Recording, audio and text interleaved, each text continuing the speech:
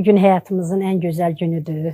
Əziz balam, sevimli oğlum, körpəlikdə nurani olan ədəbi ilə, əxlaqı ilə, sakit duruşu ilə, oturuşu ilə hər bir uşaqdan seçilən oğlumuzun ad günüdür, şərəfli günüdür. Ömür yollarına baxdıqca mən balamla həmişə fəxr etmişəm. Fəxr edirəm ki, belə bir layiqli evladımız var.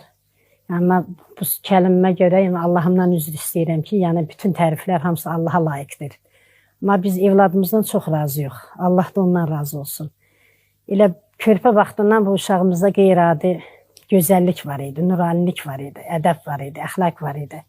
Bilirdik ki, uşağımızın gələcəyində çox gözəl belə deyək də davranışlar var. Bütün alimlərə nə deyərəm ki, həyatın ən gözəllikləri, dünyada nə qədər gözəllik varsa, bütün alimlərlə yanaşı, mən də oğlumun olsun. Həyatında heç vaxt oğlum, neyiniyim, necələm eləməyəsən.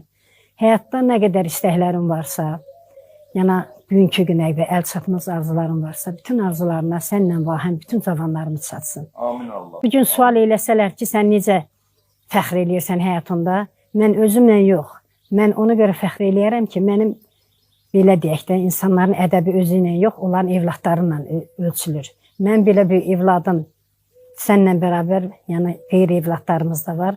Mən bugün alnı açıq, üzü ağ fəxr eləyirəm ki, sizin kimi evladlarımız var. Yəni özün də bu yetişmədə, belə deyək də, iradə öz möhkəm olub, diliz düz olub, gözüz düz olub, mən çox fəxr eləyirəm. Ad günün mübarək olsun. Çox gözəl, belə neçə belə illərə çıxasan. Mən necə sizlə fəxr edirəmsə oğul, mən ən ürəyimdən gələn ən belə də doğru sözüm budur.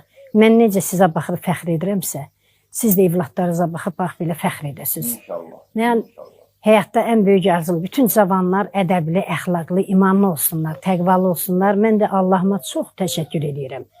Çox təşəkkür edirəm ki, belə bir evladlarım var.